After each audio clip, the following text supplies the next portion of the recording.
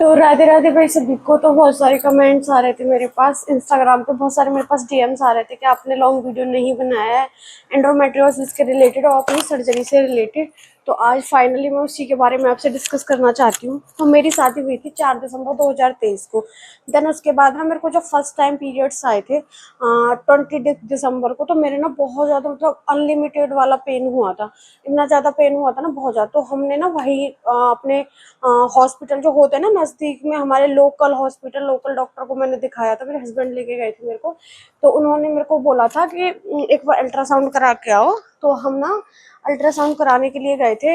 तो जब मैं अल्ट्रासाउंड कराने के लिए गई थी वहाँ पे, तो एक निदान वो है डायग्नोस सेंटर हमारे यहाँ पे जेवर में।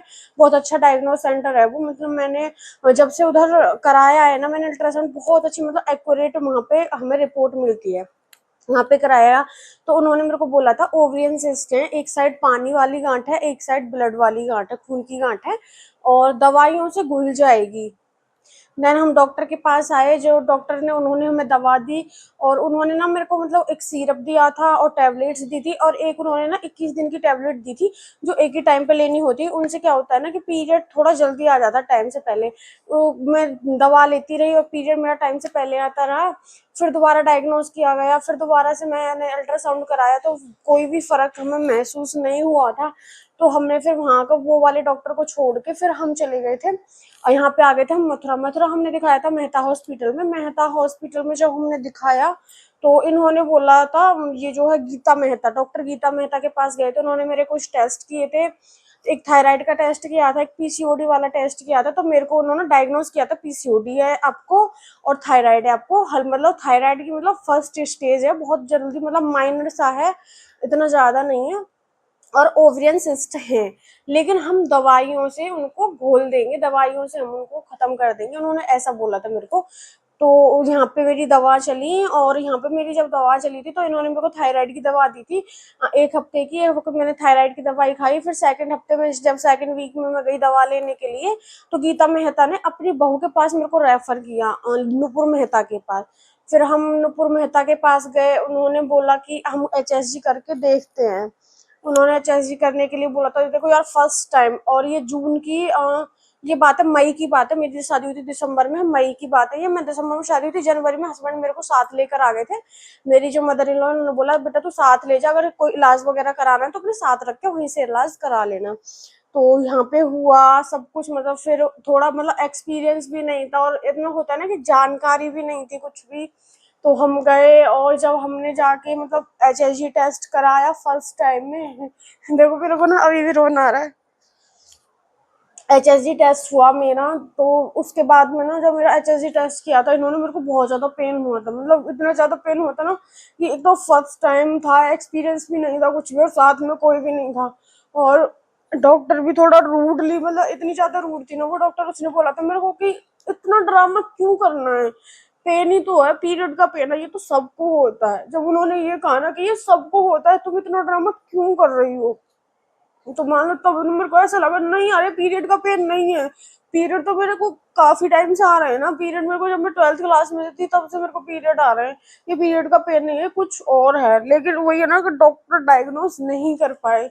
उन्होंने मेरे को एचआईजी टेस्ट के लिए वो मेरे को लेके गए, मेरे हस्बैंड बाहर थे, और जब मेरे को लेके गए ना तो मेरे को देखो पता नहीं था। मैं घर से बहुत खुश होके गई थी कि एचआईजी टेस्ट होगा, और पता भी हमें कुछ ऐसा नॉलेज भी नहीं थी एचआईजी टेस्ट में होता क्या है। बस इतना पता था कि हाँ ट्यूब के बारे में जानकारी मिलती है, तो ट्यूब टेस्ट बोलते हैं। लेकिन पेन के बराबर वहां पे जो पेन था ना, मेरे पूरे उस रूम में ना मेरी चीखें सुनाई दे रही थी उस टाइम पे, को इतना पेन हो रहा था। और जो वहाँ पे एक नर्स होती है ना, सिस्टर्स होती है वहाँ पे बैठी थी, वो मेरे प्रॉपर, उसने मेरा हाथ ऐसे करके ऐसे होल्ड किया हुआ था। और वो मेरे को ना बार बार कह रही थी कि टेंशन मत ले बेटा, सब ठीक होगा। मतलब ओल्ड एज आंटी आंटी थी वो, मेरी मम्मी की एज की थी।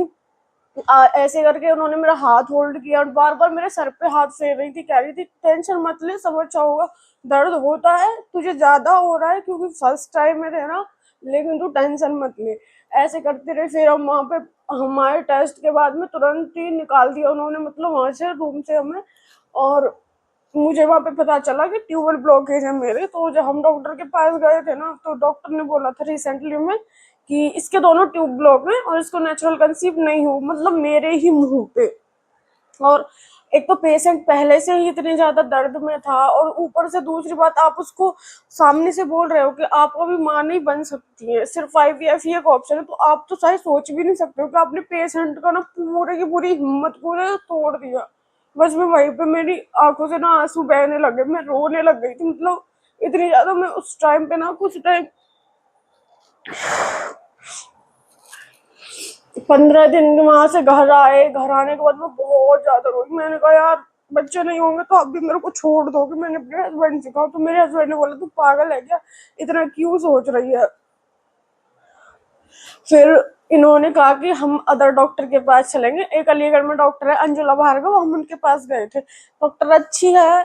हम उसके पास गए, उन्होंने मेरे टेस्ट वगैरह देखे, सब कुछ देखा, उन्होंने कहा ट्यूब ओपन हो जाएंगे सर्जरी से, लेप्रोस्कोपी से ओपन हो जाएंगे ट्यूब तेरे, और तेरे को जो है मतलब नेचुरल कंसीव हो जाएगा, IVF की कोई नीड नहीं रहेगी।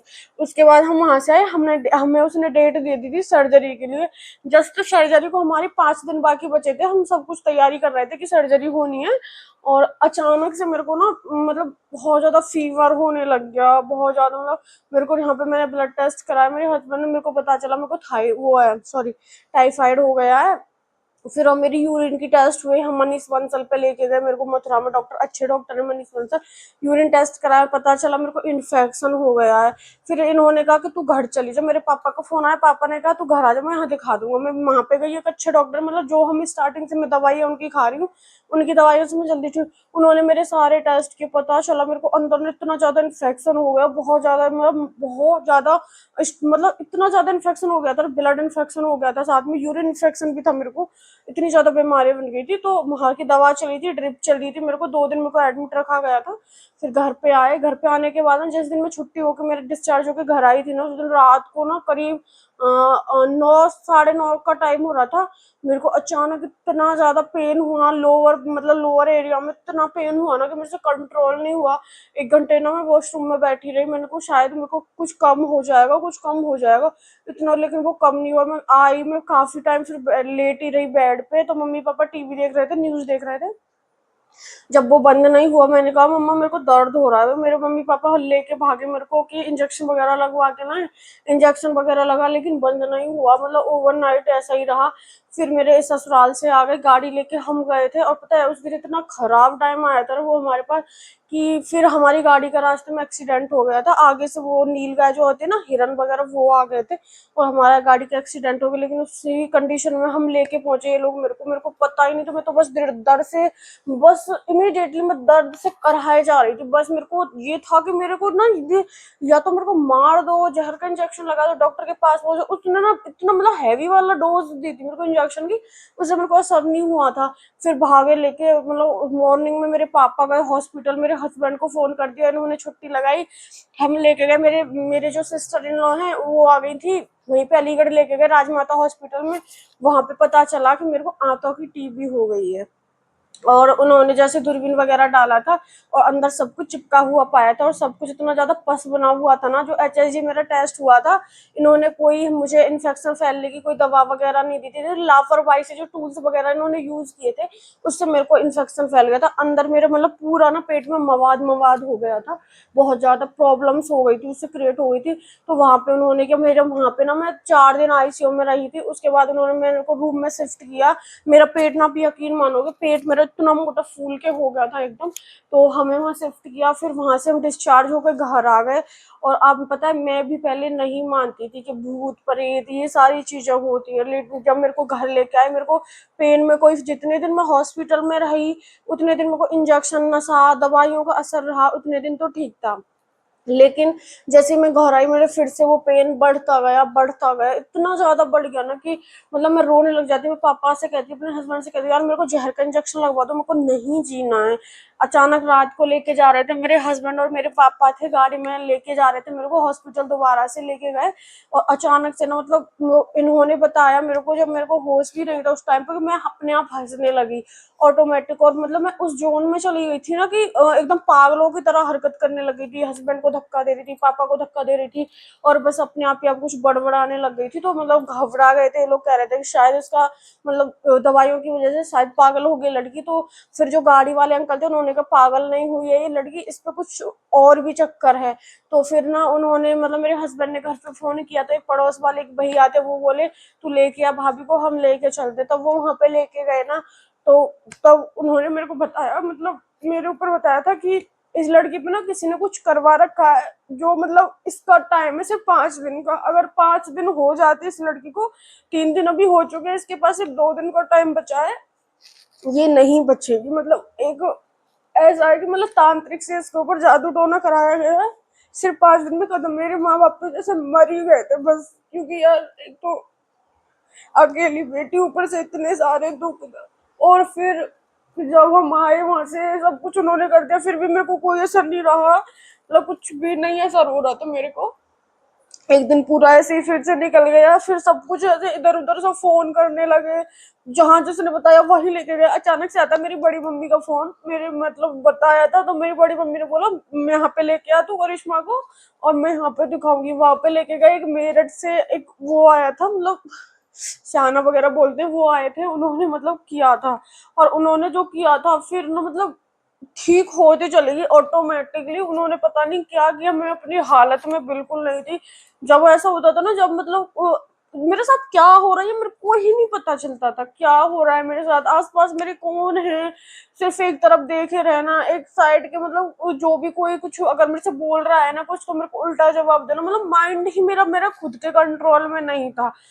फिर ऐसा हो गया, फिर वो आए, उन्होंने किया, फिर मैं ठीक हो गई। मेरे घर पे आए, घर पे ना उन्होंने हमारे मेरे मायके से निकाला हुआ था, तो एक ना एकदम एकदम ऐसी मिट्टी की वो कलश पाया था, लाल कपड़े से बंधा हुआ पाया था, उसके अंदर ना एक गुड़िया पाई थी बंधी हुई, और लौंग सिंदूर चूड़ियां वगैरह सब कुछ थी, वो खुद अपने हाथों से निकाल के लेकर गए थे। उसके बाद फिर मेरे को जेवर हॉस्पिटल में एडमिट किया गया, और वहां पे जाने के बाद मुझे 2 दिन में आईसीयू में रखी उन्होंने। फिर मेरे को शिफ्ट कर दिया था, 6 दिन रही थी मैं हॉस्पिटल में। फिर मैं मतलब ऐसे मैं ठीक होती चली है, मतलब मेरे सुधार, मेरी जो हेल्थ में सुधार आने लग गया था। फिर से फिर वही सब कुछ, फिर दवाइयाँ, फिर हमें मतलब फिर हमें डायग्नोज हुआ था 2024 में एंड्रोमेट्रियोसिस, जब मैं गई थी चंचल शर्मा के पास। जब चंचल शर्मा के पास गई तो उन्होंने बोला कि इनको एंड्रोमेट्रियोसिस है। यार मैं फिर से टूट गई यार, मतलब इतना सब कुछ 2024 से लिटरली बस दवाइयाँ, हॉस्पिटल, आईसीयू, ये सब कुछ झेलने के बाद ना इंसान फिर अंदर से टूट ही जाता है। फिर भी हम कराते रहे ट्रीटमेंट, उन्होंने 3 महीने का ट्रीटमेंट दिया था, लेकिन एंड में फिर उन्होंने सर्जरी भी बोल दी। पहली सर्जरी 2024 में हुई थी राजमाता हॉस्पिटल में। फिर हमें जब यहाँ पे कुछ असर नहीं लगा ना, फिर हमने 2026 मतलब 2024 और 2025 फिर से हमने ऐसे डॉक्टर के चक्कर लगाते लगाते निकाली, जिसने जहाँ बता दी। यहाँ तक कि ना मैं इतनी डेस्परेट हो गई थी बच्चों को पाने के लिए, मैं इतनी ज्यादा डेस्परेट हो गई थी कि मेरे को माँ बनना है। ऑनलाइन दवा मंगा रही हूँ, जहां से कोई बोल रहा है ना ये दवा दे रहा है वो दवा, मैं सबसे दवा ले रही हूँ। मैंने सबसे दवा कराई, कहीं कुछ असर नहीं हुआ। 2026 में अगेन फिर हमने सोचा हमें सर्जरी करानी ही है। फिर हम यही मथुरा में गए डॉक्टर पारुल गर्ग के पास। उन्होंने, डॉक्टर बहुत अच्छी है, सर्जन बहुत अच्छी है वो, लेकिन क्योंकि मेरा अंदर सब कुछ है एकदम से चिपका हुआ था, चिपकन बहुत ज्यादा हो गई थी, तो तब हमें वहां पे चिपकन वगैरह हुई। तो वहां पे उन्होंने जब हमें डाला मतलब दूरबीन वगैरह, तो अंदर सब कुछ चिपका हुआ था, तो उन्होंने कहा कि नहीं हो पाएगी लेप्रोस्कोपी, ओपन सर्जरी करनी पड़ेगी। और मेरे हस्बैंड ने मना कर दिया, कहा इसकी पहले से एक सर्जरी हो चुकी है, फिर ओपन सर्जरी इसकी कराऊंगा, और बच्चे भी नहीं है अभी, इसको कम से कम इसकी हेल्थ तो ठीक रहे।